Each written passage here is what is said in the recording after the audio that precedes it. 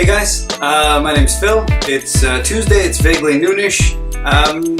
Let's do another one of these Tuesday at noon videos. This week, I had something completely different planned. I was going to do a video that had a bunch of playing and super loud noises and all that fun stuff. Yeah, yesterday we went out and we got a new cat, a rescue cat named Butcher. With the excitement of bringing him to a new house, we thought all this drumming stuff would be too much. I thought I would just change gears a bit, so to speak, and talk about Jojo Mayer's concept of gears in relation to drumming. The analogy is a car, in that if you cars have gears, right? And if you try and drive 100 kilometers an hour in first gear, your car is going to explode, right? Drumming kind of works the same, in that your fingers would be first gear, your wrist is second gear, elbows third gear, shoulders fourth gear, right? The difference between thinking of your arm as gears and the way your arm actually works is that it's a compound system, right? So when you shift from first gear up to second gear, you're just kind of adding second gear to first gear, which makes it a little bit louder, right? So you get the two motions and then the three motions and four motions all the way up, right? So first gear, being just your fingers, is this motion, right? Which is great for all that mellow little quiet stuff, right? Yeah, and then when you step up to second gear, it becomes, you know, this, but you're still using your fingers, and it is just naturally louder. And I'm not holding the stick any tighter, or looser, I suppose. If it was looser, it'd be flying back that way and hitting a cowbell and maybe breaking the window that's behind that blind, which would be bad.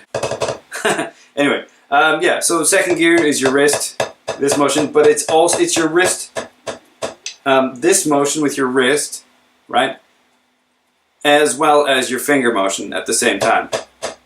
Next step up is your elbow and your wrist and your fingers, and you start to get that kind of molar whip thing happening, right? It'll go even further sideways. You know, the drum pad's a little bit high so you can see it while I'm sitting on the couch, but you get the basic idea, right? So your wrist is still moving, and your fingers and your elbow, right?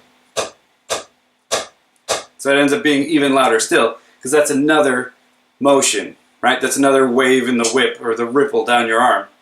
Right? Finger, wrist, elbow, and then the big guns, the fourth gear, which is great for that flashy rock and roll stuff, is your shoulder. And then you get the full arm flick, right?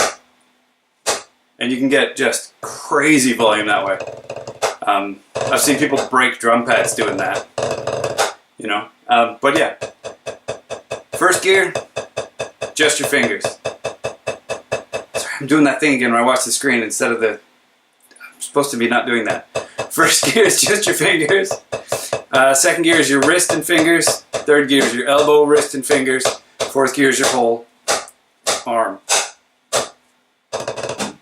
Now, if you're holding your stick too tight and you're trying to get more volume without kind of thinking it all the way through, without using your whole arm to get that volume happening, you are going to do some serious damage in your wrist and your fingers and all up into your forearms and stuff. Whatever this muscle here is called, this weird bunchy one that sticks out that we all have, that all drummers have. I should learn the names of these muscles. The musculature. That's all for this week. I'll see what I can do next week that's fairly quiet and won't freak out poor Butcher. Our cat's name is Butcher. So good. Anyway, like always, if you like what I'm doing, share, like, and subscribe to my channel. Share and like the video, subscribe to the channel. Yeah, that makes more sense. There will be links down below in the doobly-doo to places where you can buy Jojo Mayer's video, as well as these drumsticks and my own website. Yeah. I guess that's it. See you guys next Tuesday.